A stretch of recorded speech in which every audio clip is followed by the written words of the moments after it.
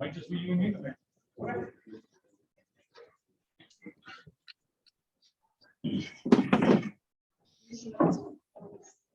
Oh yeah, sorry. The only way it's going to work properly.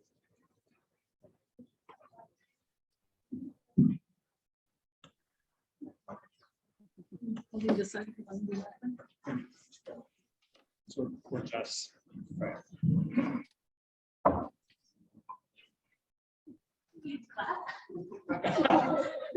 Welcome everybody to this edition of Beers with Bill. It's my great pleasure to be doing it live at Reverence Barrel Works. There's a bit of an audience out here, and I'm sitting here with Brett, one of the co-founders. Brett, welcome to the show. Thank you very much, Bill. You got put onto this at the last minute, by the way, you know, so we're with us. So we're going to start with a new release from Reverence, their Italian Pilsner. Yeah, awesome. So, I mean, first off, the Italian Pilsner, I mean, I'm going to speak mostly to how we have actually created two sort of brands here at Reverence.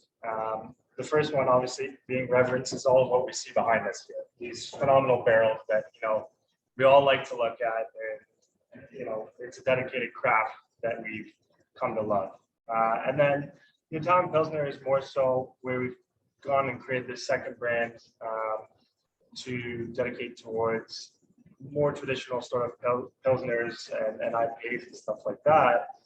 And that's kind of where this one came from, and where a lot of our inspiration comes from is just what we enjoy drinking. So how it works is, you know, either me or Matt come in one day and we say, hey, you know what, like, this is a beer that I quite enjoy, or this is a style that I'd like to emulate, and we go about making it a reality. And that's one of these beers.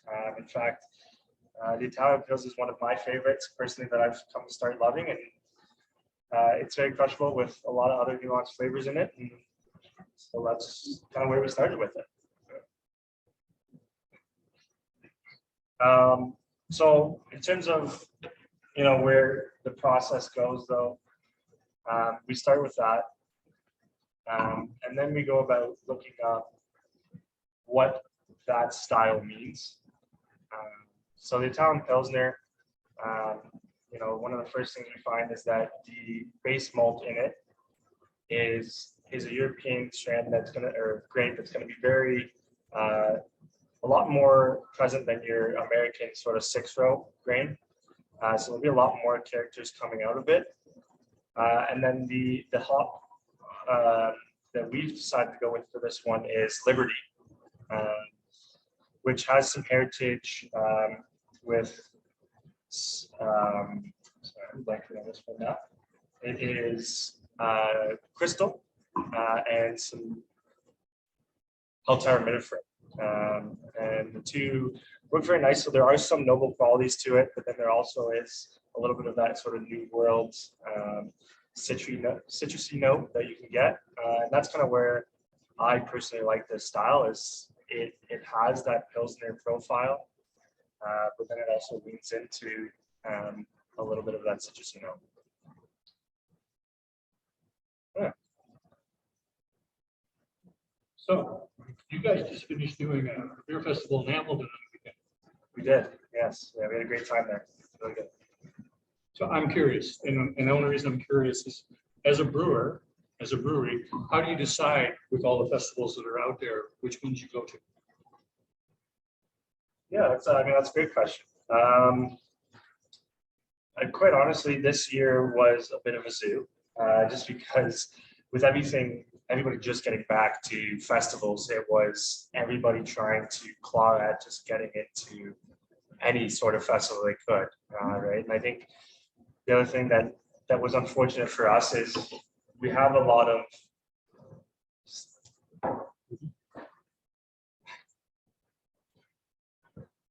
good stuff. Okay, sorry. It was just unfortunate because there are a lot of beer festivals that did not get to continue past COVID that we would have really liked to have been in. Just specifically, you look for ones that have been around, and also, we enjoy the camaraderie of other breweries. So we sometimes look for what other breweries are going, because, we'd like to be there and enjoy the time.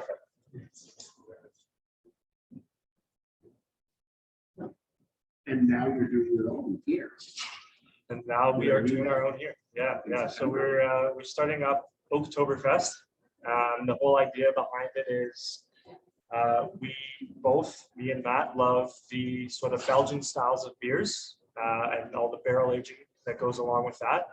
But we also love drinking lagers, and it's something that we want to have at the end of the day after a long, hard brewing process, right? So what we're doing with that is we're kind of combining the Oktoberfest lagers and stuff like that you would traditionally get, and then we're also bringing in some barrel aged stuff as well that you see from our brewery. We're very excited about it. We're also trying to keep it very local. So we're doing all Cambridge breweries, right? We're trying as best as we can to get all local food vendors as well. So it's more so also just to draw attention to Cambridge as well, and how great the beer scene and the community has started to become in our area.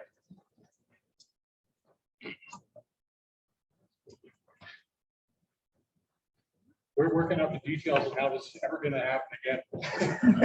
So you have to bear with us. So that's kind of the gist of the beer festival. Is it's kind of combining the Belgian styles that we love and enjoy under Reverence, and then getting the Oktoberfest lagers that we also love so much, and live music, and very hyper local focused. Are you encouraging the other breweries to? We are, yeah. So that's the other thing, is like, obviously, because we enjoy barrel aging, we want to encourage other breweries to get into it as well. One of the things is, a lot of people say we don't have space, right? That's the biggest factor sometimes, is, we don't have the space for the barrels and so on and so forth.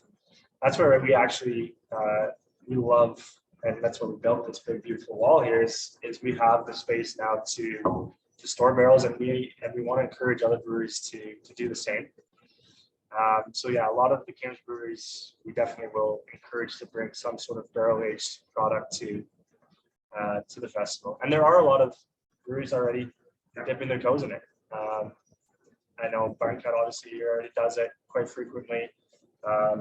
Rhythm and Brews, ever since we started here about 2 years ago, we've been heavily communicating with them and saying, do some, and they've gotten barrels and they've started doing their stuff. Wave Maker is one of those ones where they definitely want to do it as well, but they're just, I don't have the space, and that's where we've said, okay, well, at least do a collab with us, and then we have started that process. So we do have some barrels up here that we're in collaboration with them, and we'll continue to sort of try and get people on that train for sure. Now, starting to do a barrel program is financial. Yeah. You have, despite the amount of wood that's sitting here, which is an expense, an awful lot of beer sitting there. Yeah, no, absolutely. I mean, the funny thing actually though is, in terms of per liter, stainless tanks kind of are in line with the same price as wood. But like you said, there is that sort of, we're storing a lot more beer at one time here and aging it for up to 3 years, right? So there definitely is a bit of a financial stake of, we're going to be in the longevity of this one. But like I said, it is also a big passion for us. So it's something that we will always work towards. We're going to take a brief pause. Not at all. Not at all. What's going to happen is Brett and I are going to move to the edges. You guys, and I'm going to go grab a beer for the two of you.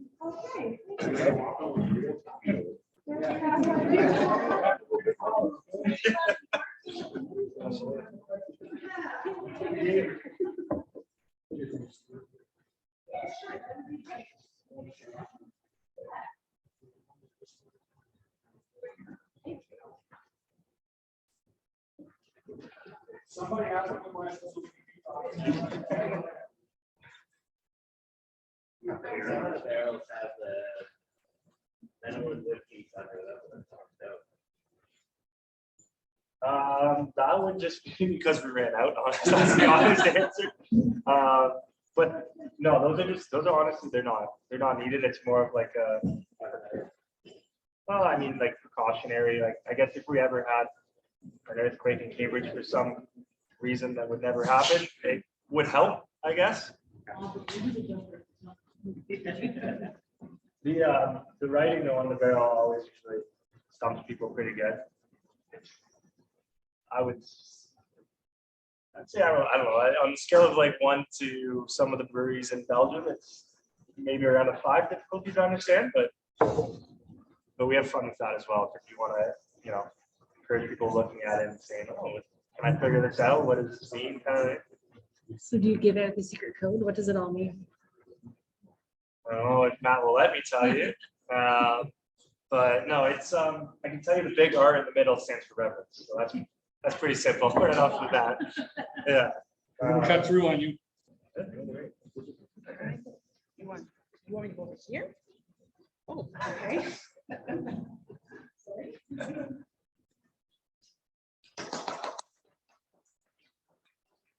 I would like to welcome Erin Bradford, Little Beast, and Durgan from Grey Matter. Thank you for coming to the show. Great to have you here. Brett and I were just discussing the Italian building that you have here. This is their sort of pre-release.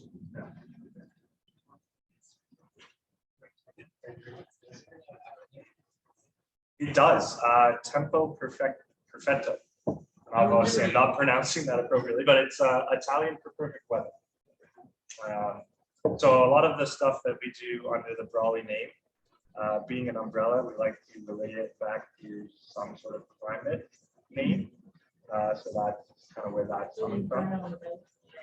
What's that, sorry? So infernal. Yes, exactly. Yeah. Absolute laser.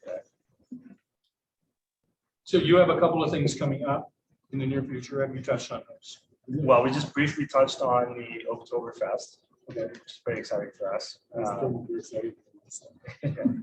Yeah, so working on the big festival for Cambridge, sort of local drawing, showing people that we have quite the brewery crowd here now.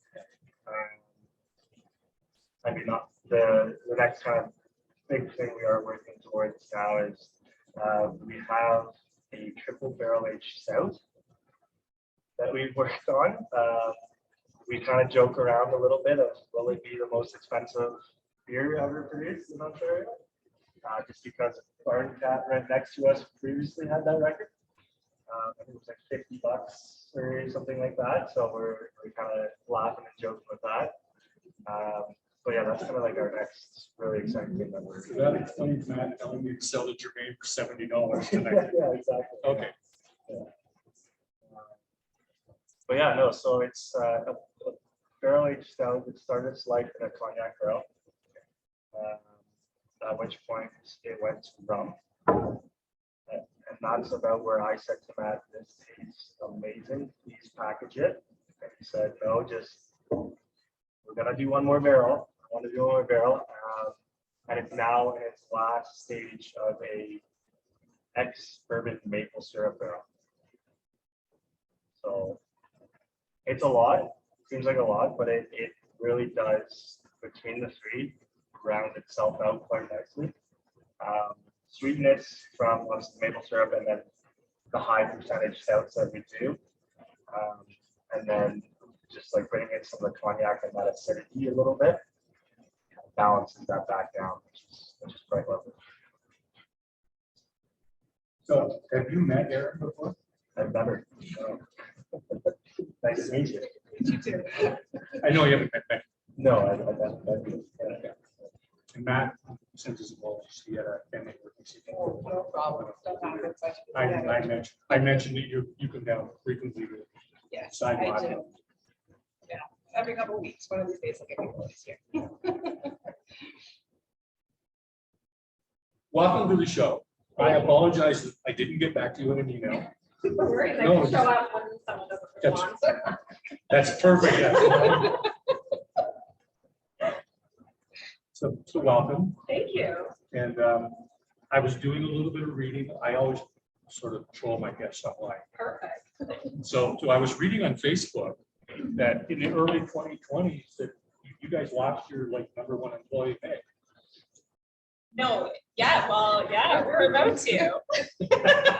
Yeah, I'm actually leaving the industry in the next few weeks. So She comes to brew with me. yeah, I'm actually moving into the nuclear sector, which is really big up where we are, but yeah. Yeah. So it wasn't wrong. No, it wasn't wrong. I am moving on at the end of the month actually, and starting a completely new gig in August. So yeah, That's fantastic. yeah. I've been in craft beer for about 8 years now, so yeah, just gonna try something else. I'm sure I will continue drinking and enjoying and vibing. And that my new job is actually directly across the street from right now, so I'm sure I will still be in the industry very much. But yeah. Congratulations. Oh, thank you. Should be an interesting change, and I look forward to all the collaboration you do with Erin. Certainly. How did you do? Started talking during the stories, going back and forth and kind of knew each other, and then kind of have a 24-hour chat cycle going on. She's me. Yes, we are each other, so it's been great. Yeah, definitely through the stories, and then yeah, just getting to know each other. I ended up going down and brewing a collab with Erin in May, June. Yeah, I don't know what it is right But yeah, Yeah, makes a lot of sense, yeah. it's the middle of the summer. But yeah, just getting to, we have a slew of mutual friends. There's not that many women working, No, there's not running that many. breweries, so a bunch of mutual friends, and yeah, just got to know each other that way. When did you start? I did. I am curious. So I had previously been living in Hamilton, which is where I grew up, and I was working at Collective Arts at the time as one of their production brewers. And at the time, we were looking to open a brewery, and Kincardine was just like the perfect storm, the best place to open a brewery, like seemingly in Ontario, because the nearest craft brewery was about 40 kilometers away, which is really unusual. And where we're located, we're a 15-minute drive to one of the, like a huge employer at the nuclear power plant, which employs 1,000 people or something like that a year. And it's a really affluent community, and just like at the perfect spot to put a craft brewery, and there wasn't one already. So yeah, we found a location, and we were able to secure a building and start a craft brewery. So it's been great. And Kincardin's a great town. If you ever want to go to the beach or spend a weekend, it's lovely. I heard like Yeah, we have so many regular, like summer seasonal regulars from Kitchener-Waterloo area, actually, because it's not too far. We're 2 hours from everything, which is what people like Kincardine say. Erin's 2.5 hours from everything, but that's where's the traffic.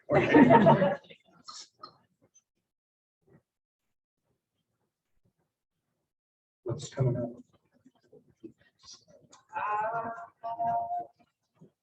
Oh, I know what I wanted to ask about. Yes, you do an awful lot of community outreach. You just had the record summit. Yep. And tomorrow is your, I forgot the name of it. Oh, the Mothers and babes, Babes. the babes and brews. The Yeah, Babes yeah, and Brews, yes. yeah. I was intrigued by that. It was, I think they do them in a few breweries now. The mother reached out to me and asked if I would be comfortable using our facilities for a mother's group on Wednesdays. And I said 100%. And it's taken off. We get a good 20 or so people in. We'll go in a few weeks now. And it's fun. You just clear stuff out of the way, put down some blankets. The kids can be kids. The parents can have a drink or a pop or just chill out. Yeah, it's nice. Hang out with like-minded people. Yes, it's nice to be a little community house. So I asked Brett earlier, I'll ask you. World's opening up again. There's all kinds of beer fests. As a brewer, how do you decide what beer fest you're going to go to? don't. You don't know. I don't do a lot of beer fests. A lot of them are just not worth the time. You lose money and it's a very crazy business where you're already so strapped for time. So I'll do fests that are either by friends breweries. Toronto Festival of Beer is pouring my beer for the most part for me, and their safety and regulation standards changed this year. So we're happy to send beer. But yeah, I think the only festivals this year so far were Farm League's Weather Fest, and we're going to 450 North's Festival in the US in October. So I told them they asked the wrong brewery when they invited me. They did mean to invite us. Yeah, it's real. Right? This is a lovely, lovely, lovely place. So thank you. For us too, like festivals where, I mean, we didn't get to do any festivals really opened, right? With pandemic and so this year was more so just it's a big help for getting out as a new brewery, right? It's Yeah. getting your name out there, getting people to sort of recognize your brand and everything like that. So that's more of the where we were coming from this year. And we're saying like we didn't get to do a lot of the festivals that were actually targeted towards a lot of the Reverence style beers as well, which is super unfortunate. But, so, yeah, we're happy to get back to it. Though. Like the same month, everything got shut down. Yeah. Hard to navigate, but it also was nice because it smoothed things out a little bit, give us some time to just get into a little bit and figure out what we were doing.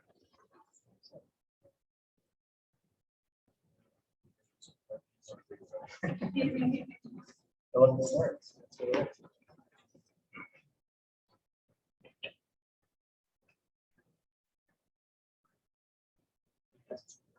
Sure, by all means. We're not going to get it next. I asked this in the so coach changed the craft beer. I'd like your take on like how has craft beer changed in the last few years? So I feel like we're in like a unique position where we are, because even though we do have some craft breweries that are within a 45-minute drive of us, we really do feel like we're completely isolated. We don't really do a ton of collabs. Like doing a collab with Erin is the first collab we've done in years.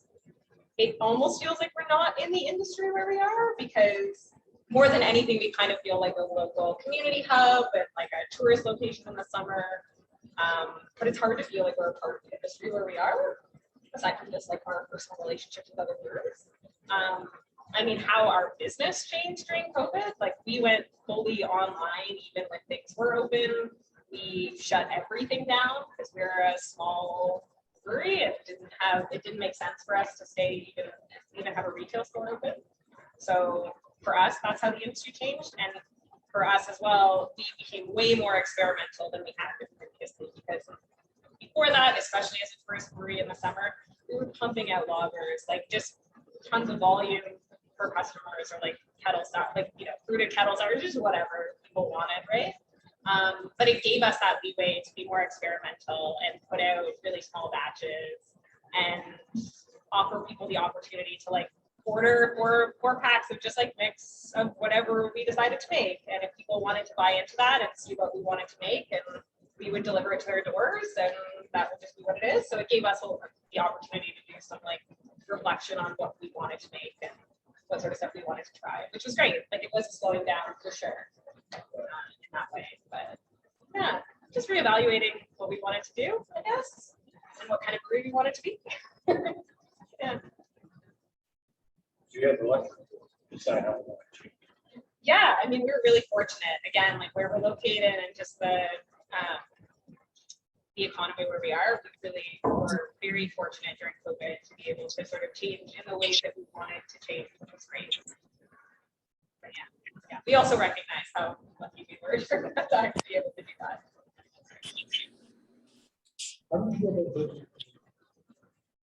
Well, the nice thing is that we could not be any more in the center of town, which is great. And it's a super walkable town. Ways, we both volunteer in the community, which which I think is really important. We put ourselves out there as like members of the community first. So making sure that we're volunteering constantly. And the second way is that we don't have any marketing or advertising budget, and all of that money goes back into the community. So we're constantly fundraising for things and you know, supporting community efforts and initiatives. So that's a lot of the way that we build community. It's also just like having a really welcoming tap room where people want to come and hang out. We have like a huge wall with games, and we've got a shuffleboard, and it's just very much like a place where people want to come and hang out. Which is how we were able to build community. And it was partially very selfish because we were moving to a new community where we didn't know anyone and we just wanted to make friends. So I mean, it worked great that way as well. We really built a personal community as well. But yeah, just being as welcoming as possible and as open to everyone and anyone who would walk in our doors as we could be. And yeah, it just worked out. We must be personable. I don't know. I'm not sure about that. Incredibly charming.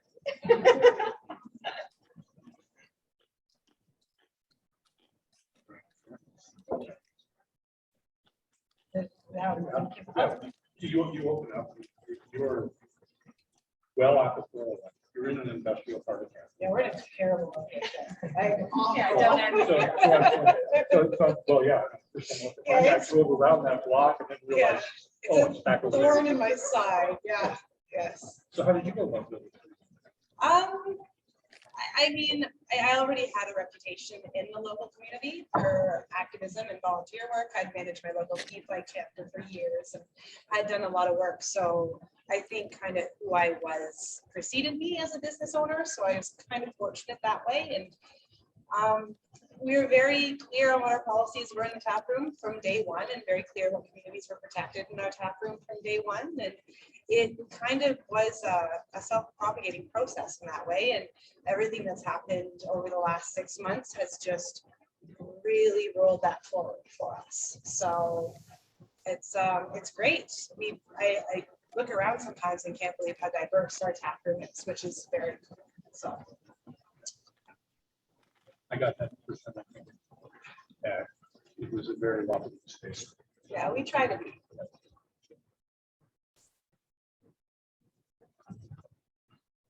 Do you want to carry on a conversation with these two charming young ladies while I go for a beer for everybody? Because we're going to go to food. Okay. So I'm going to turn this over to you. That's going to talk to you. I'm going to go get yours. I don't need to hear what this is. I know you're just talking with your own. This setup is Yeah. incredible. For sure. I mean, the rack itself was something that Matt kind of constantly here with for quite a while. So it's a custom rack that we were able to put together. And it's actually like, no idea. It's like traditional racks are so big of a thing for us because at any given moment we might want to grab a barrel, right? And have to unstack a bunch of them to get to the bottom, right? So now it's any single barrel can be lifted out with we have like a little reach truck that is just grabs them. So This is gorgeous. We're just growing our barrels. We're going to slow down. We're kind of coming off of our business financially a little bit. So we're just growing our business. I mean, we've heard that from just anyone when was talking to them about how we obviously want to encourage breweries to do as well because we obviously are super passionate about it. And we actually built the wall to that this wall can hold 200 barrels. We only have a 5 hectoliter system, so it's not like we are thinking, oh, like we're gonna fill this wall and produce that and sell it, for ourselves. We really want other breweries to get engaged with that and want to do it. Kind of have space for it. And we already have some that have barrels in the house. Oh, no, kidding. Yeah. It's not short. Well, that one actually is a collab. Most of the breweries would be on the back side, we're all on the front side, but yeah, we're I love.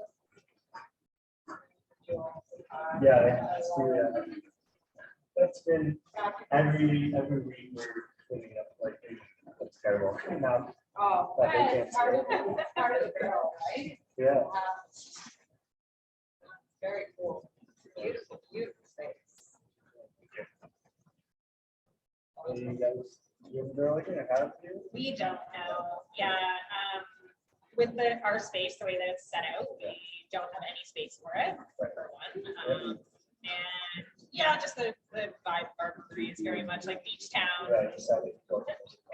Yeah, it's a lot of lagers and sours and then some IPAs and some other stuff, but yeah, for the most part. Have you slowed yours down and now gradually getting back to it, or? Yeah, we are. I need to get the financial push or restock from the top. We walked a couple barrels along the way, but got a beer to guard going. I'm gonna have a plan of going, and then I want to start with our original series and break it back down, and then slowly really grow them, expand them. Or we have a project going with this department right now to create a custom blended yeast kind of culture that I thought it would take me years and years and years to build, but I guess I'll get it a lot faster. That's So awesome. I'm pretty stoked to start having some real mixed corn stuff. So, which of course nobody will can for me, which. Yeah. Yeah, we had to get Bottles. our own little canner. I think it's 1 can per minute. Okay, that's not bad. It's pretty good. Yeah, it works. I mean, obviously, canning sucks. That's basically like half of it, I feel like. Yeah, it's pretty good. Like, it's pretty good for that sense, but just the maintenance and knowing what I'm doing all the time and keeping up with the machine is the biggest thing. We have a Okay. yeah. Yeah. Yeah, it takes some finessing. I feel like eventually someone who works here, maybe you, maybe someone else, will become like the can Guru. machine whisperer. Will figure out all of its Oh, intricacies. computer, Yes, yeah. exactly, Oh, yeah. exactly. I was intimidated to what it can't run. Yeah, I don't know if intimidated is the right word, but there's so many pieces of machinery in the brewery that already never frickin' work. I cannot. Let's do it again. Yay. I'm already thinking about getting rid of our HDP and just bringing in a gravity, but we'll see. A piece of junk that offered. Worst $26,000. Oh. Oh, God. Thank you. Oh, good. Awesome. Thank you. Thank you.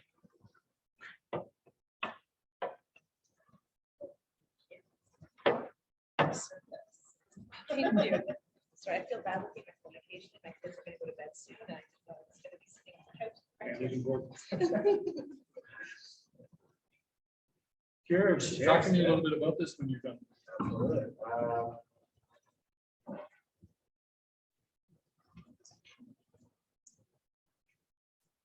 Yeah, so this is called Blue Blue. The reason it's called Blue Blue is because we do a series with Reverence called Blue Blue, which is like a French winemaking term that literally means it's so good it's chuggable.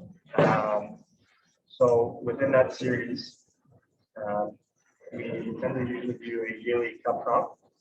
And this beer is the base version of this is actually the first year, the 21 cup crop, or sorry, 20, I should say. And what we did with that is we added some blueberry, hence the Blue Blue, and vanilla. And there actually was a bit of inspiration behind this, and I might go into it, but this is a Matt inspiration where a lambic beer that he once had called Magic that had blueberry and vanilla in that, and that's kind of where this beer's inspiration was coming from. I mean, ever since he created it, I've loved it. Started its life as a barrel club beer. So one of those ones that's exclusive for barrel club members. We loved it so much, we said, let's do it full batch. That's where we're at with it now. It's really unexpected. Like Yeah. the finish is so different from what I expect off the aroma. Yep. I think it's really a journey. Yeah, no, Journey, for which sure. is great. Yeah. I mean, a lot of Reverence beers, that's kind of what we hope for, is a bit of a journey, right? We like, I was joking earlier with Bill about how word of the day is always nuanced here. That's what I'd say. Yeah, so it's always, like what we do to create those certain nuances, and obviously the first step is the barrel aging with it. And then it's, all the little side things we put into it, like what sort of curve level are we putting into this? If we add this sort of fruit, what's it going to be to our beer, and all that, the different conversations that we have. And yeah, it's fun. That's the fun part of it for us. It's the tasting and the sitting around trying to figure things out. It's really good.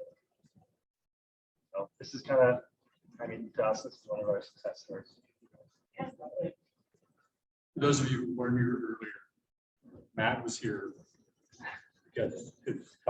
Correct a few things, talked to me about what was going to happen. And he was describing boo-boo, and he used the word nuance 7 times. And so we just decided nuance is the word we're going to use today. My favorite words in beer, if you want to be balanced.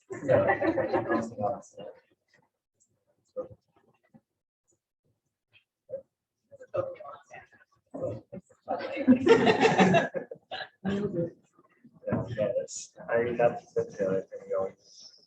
It's tough with barrel aging to dial things in, right? So you're constantly revamping your sort of idea of what things are and what they're doing to your beer. And sometimes you think you've nailed it in, and you're like, nope, this is what happens when we do this, but then it instantly change, which is the not so fun part.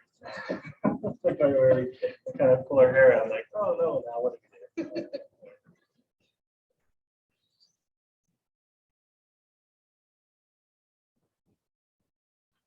Barrel aging and count. I get the vanilla now too. It's funny, it evolves as you drink it. It changes slowly a little bit. Yeah. It's gorgeous. It's kind of I think the warmth of it too brings out a little bit more. It's visual.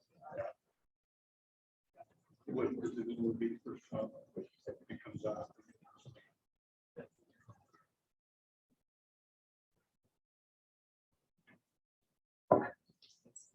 It's like mid palate, but it doesn't finish overly sweet, which is often what you get with vanilla. Like if you're breweries typically will add too much vanilla, and then it'll come off either very extracty or it will come off sickly sweet, and it's neither of those. It's just like a very pleasant mid palate.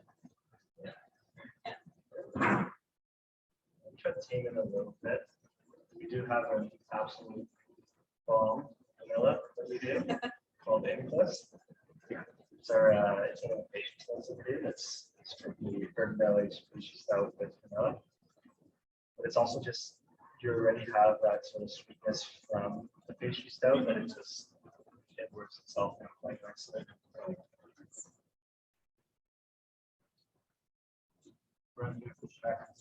Sure. How do you feel with the craft beer? Yeah, well, obviously I can only speak to what I've been able to experience so far in my limited experience, but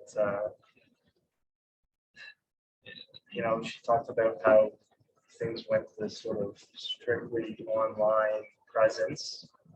And in our first month that we opened, when everything locked down, we obviously had to open up with the online presence. And that was okay. It was quite nice. People were still buying, bottles of beer.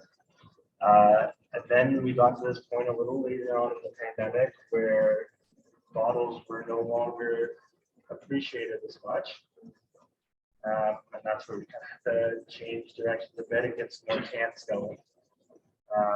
We don't mind, obviously, we just think bottles can be nicer for the carb level that we like to achieve on some beers. And since then we've kind of seen this growth and transition of people really diving back into lagers. Right? There was this sort of, Matt kind of describes it to me, this sort of line that we went on where we got all the way up, we did all these fancy beers in your craft beer experience, but then at the end of it, you really want to get back to that just really nuanced lager, right? That lager that's got still so much flavor and complexity to it, but it's, you drink it whenever and always kind of. So we're starting to see that and really lean on that as well. So hence the Italian frozen drink for me as well.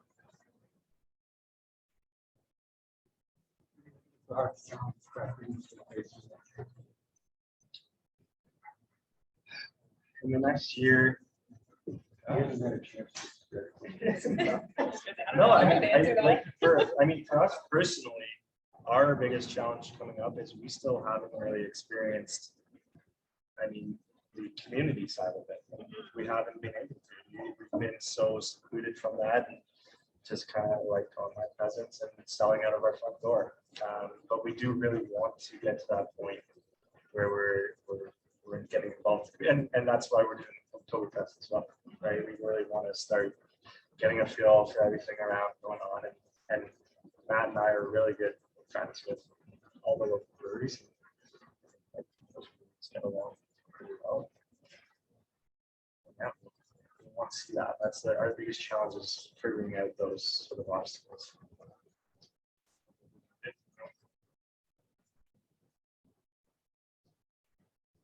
The biggest challenge. Yeah, well, you're leading the industry.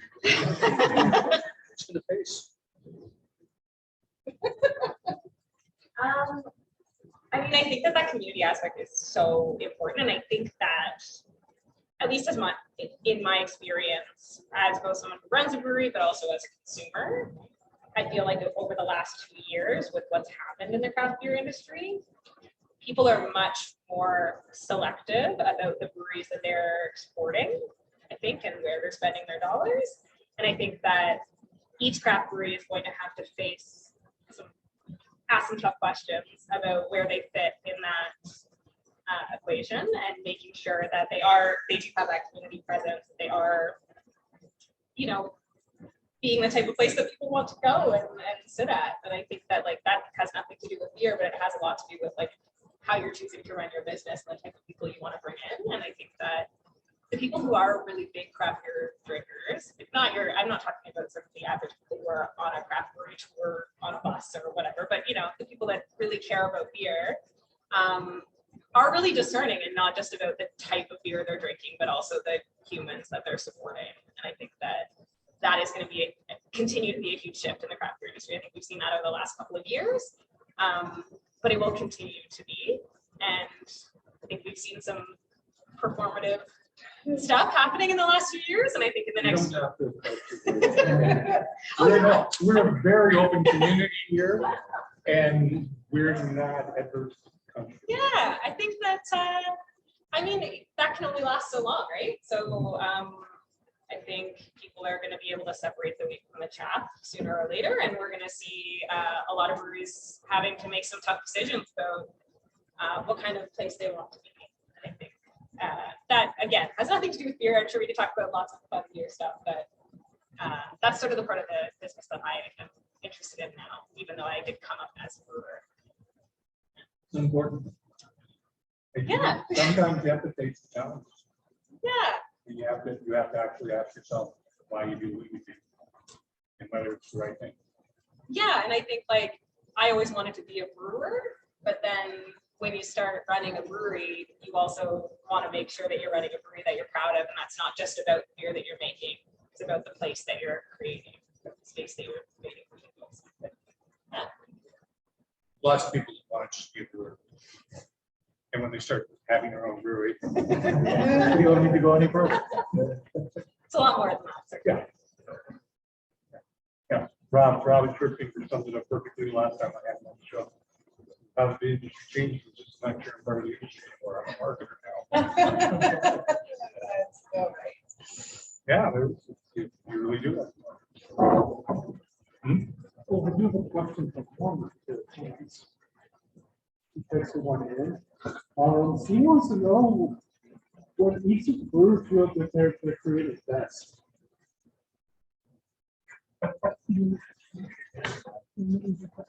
What? I mean, I really, really like working with local products. That's when I feel like I'm at my creative best. I don't know if this is a good answer to this question, but we have a local botanical garden that's just a 15-minute drive from where we live. And I have developed a really good relationship with some of the growers there. And just in the last 2 years, they've started actually planting plots for us of stuff that we might be interested in using. And it's a great reciprocal relationship because I get to go out there and harvest stuff with the folks that are growing. And then we brew small batch beers with it. And then we donate all of the proceeds back to the botanical gardens. And that is by far like both the most satisfying and filling, but also the most fun and creative, because sometimes I just go out there and like wander the aisles of the botanical garden and see what they have and then just harvest a ton of it for myself selfishly. But Why not? sure, I mean, we write them a check, they'll go for more. But yeah, it's really, really fun. And because they're part of their mission is to grow like heirloom varieties of things, I will often find stuff that I've never seen before as like a non-gardener. And I mean, if it's not in the grocery store, I likely haven't seen it before. So super like really neat herbs and plants and flowers and all kinds of stuff. So yeah. This is your space. You're the thorn between two roses. Yeah, I jumped the gun, I should have let you go first. no, not at all. Actually, I guess I kind of leads into one of the other big things where it started, and that is forage beers. So because we do spontaneous and specifically empty, anything that we do empty is all as local ingredients as you can possibly get. And expanding on that, we are now doing forage beers where it is wherever and wherever we are. We were supposed to message each other, oh, I just saw this on the side of the road. Come, let's grab as much as we can. And we're going to make, small, 50 to 100 liter batches, just because that's what we want to do. Right? Like, it's fun to go and see some wildly grown thing and come and get it with someone and pick it and then get to see it transform into a beer. And yeah, no, it's not always going to turn out, but it's a process that's fun. It's a process that we've also been talking about how we can also engage with our community and say, hey, like, this is what we're doing, this is what we love doing, come out with us, let's do this. And we actually have a dandelion beer. Oh, nice. That one of our customers came in one day and said that they had a ton of dandelions growing in. Can you do anything with that? I said, you know what? Yeah, we're going to do a saison with some dandelions. We went out with them, had a day, picked them, and now it's quite nice. Isn't that so fun? It's a lot of fun. It is. It's like, it's just like knowing that it's also grown locally. Yeah. Be able to just go pick it. It's not, yeah, I don't know. There's a lot to it. It's fun. We had a customer show up one day with just all of her spruce tips. There you go, She was just like, what, do you want these? What would you like to do with them? We're like, sure, why not? She's like, you can raise them if you need to. I mean, you can't use them tomorrow, but. The other really strange thing was pawpaws for the customer. Oh, cool, okay. Pawpaws. That made a nice beer as well that we're going to put towards the barrel cup until some also again things happen in the commissioning stage. It's unfortunate, but it happens.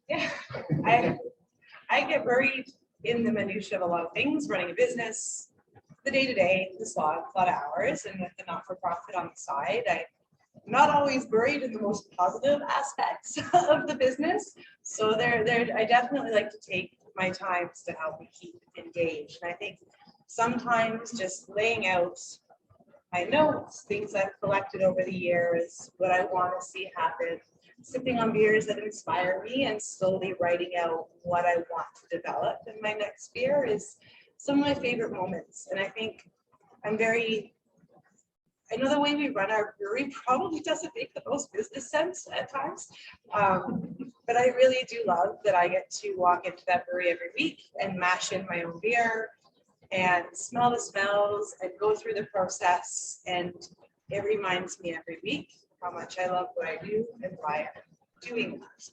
And it's nice when the beers turn out, and occasionally they don't, and it's part of the process. What you were saying, this is, and I'm going to put a disclaimer because this is going to make me sound fancier than I am. I live on a really large property. So it was, nobody wanted to buy it because you can't build on it. 'Cause it's all protected land. So for the price of a house in Whitby, my entire family bought 180 acres of protected land. We could probably find some really cool stuff to, it's like super neat. I've been going through the fields and I'm not really good at foraging, but there's some really cool stuff out there. So it'd probably be fun. For sure. I love it. I don't know. All over that. You know, we've talked back and forth, and you type everything, like every other bird thing, it just gets dropped, and you're like, oh, I forget it 2 months. Or you Yeah. forget it, the 2 months have gone by already. I've been planning a collab with like Block Tree for 4 years. Not bad. We're gonna get there. My foraging is, my wife is a gardener. Oh, cool. And we harvest plants on the side of the road. We were down in just outside Long Point. And stop. We stop this back road. You need to go over there, get that plant over there. So we got the little shovel, I get out, put the shovel back, close the trunk, back in the car. What are you doing? He said, I am not going over there to harvest that plant. Because that plant is in the middle of like 500 pot plants. This is when it was still illegal to grow pot. And I have no idea, first of all, no idea whose pot that is. And one, he's probably going to shoot me because I'm in the pot. Or two, as I'm digging your plant out, the police are going to come along and assume that that's my fault. When we bought our property, because it had been abandoned for so long, we were finding it, there was an illegal grow up of the property. So 2 years in a row to get the heck off the property, we cut it all down right before it was right. They haven't tried to get it since. You have a question? Comment, I got comments from online. Bob Wild Farm is in TW and even carried seed collection in Canada. Here that sounds sweet beer. What's here? Sweet beer. Yeah. Yeah. I mean, we were. They were this close. We were very excited to get that one out. It was weird. It almost like a 5 alive. Yeah. Type taste. And it was really, really neat. And we were very excited to get it. And last second kind of took a turn to the worst. It's unfortunate. It happens. Yeah. Especially when you can like, it's I cents know. millions. Yeah. And you're like, wow, this amazing. Yeah. I didn't expect to be sitting in, I thought I was just in the audience, so I didn't bring you. No, I mean, no, there's no, beer, I no, brought you no. over there and I brought beer for reference. It's all over there. I just didn't want to miss an opportunity. If you wanted to crack me, they're probably pretty warm. No. at this point. That's perfectly okay. Open the bottle condition one right now. No. I don't know what happened. We'll do that.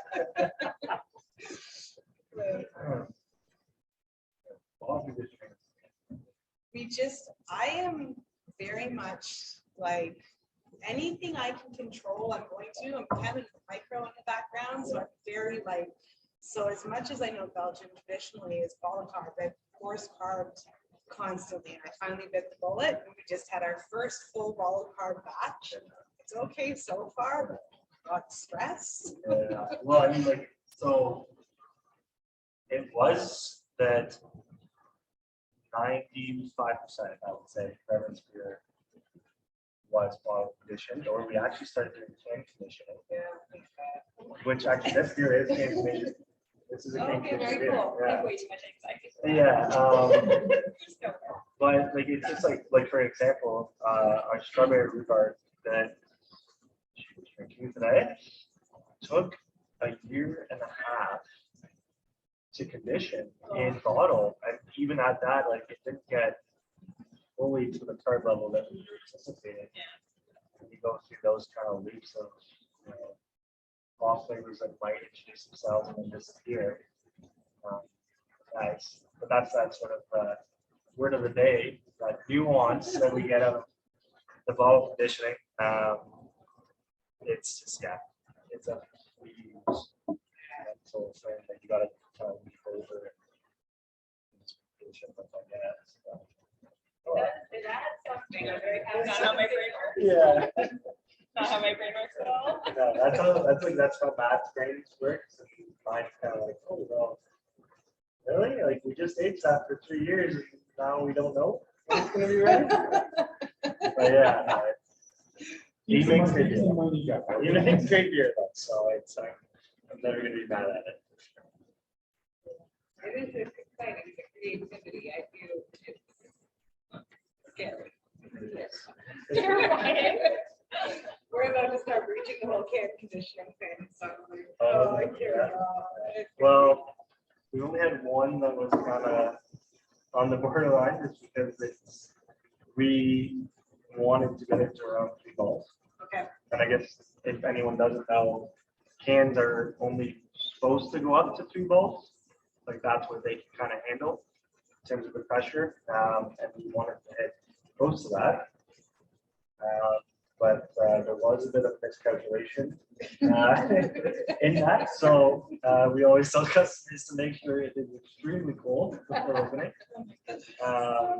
But yeah, no, Disclaimers. Yeah. just all over the can.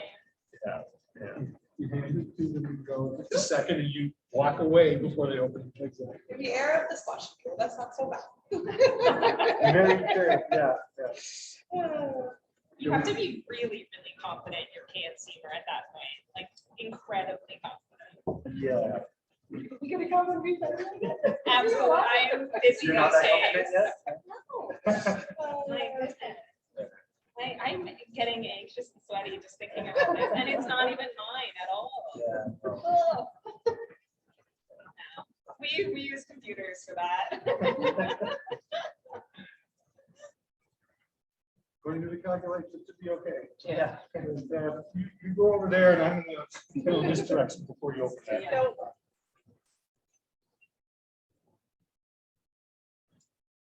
Thank you, Brett. Erin, for taking time out of your busy lives and share your story with us. Oh, what a I know that you did not know this was gonna I happen. had no idea. What a delight. No, it's fantastic. I'm glad that you came down. Thanks You for had a having chance me. to talk. Wish you all the best in the future. And please introduce me to your partner at the brewery, so maybe I can get them on the show and we can actually do a show with Grey Matter. Sure. Well, I'm still at Great Matter technically. So I get right on there, man, she's easy, she made that. What you're telling me is she's going to get a real job, to get a real paycheck. Instead of being a brewer, which is you hope eventually. You make a ton of money with the brewer, what are you talking about? Sorry. Excuse me, I'm gonna go over and shut the computer off for that bolt of lightning gets the ground. I am nowhere near where I'm trying to get. No sarcasm. Yes, I know. There is that romantic idea of being a brewery owner and how fantastic it is because they have never seen the reality. I still love it. Wouldn't do it if you didn't. Yeah. Thank you, everybody, for joining this episode of Beers with Bill. I have no idea what I'm doing next week because I do not have anybody scheduled. Second, Oh, no. don't say that. So I'm not. It's one of those things where things come up and it's like, cool. I will figure something out. We might even just have either reconvene here and just have a roundtable, or we might meet at another patio. I will let you all know. Thank you for joining.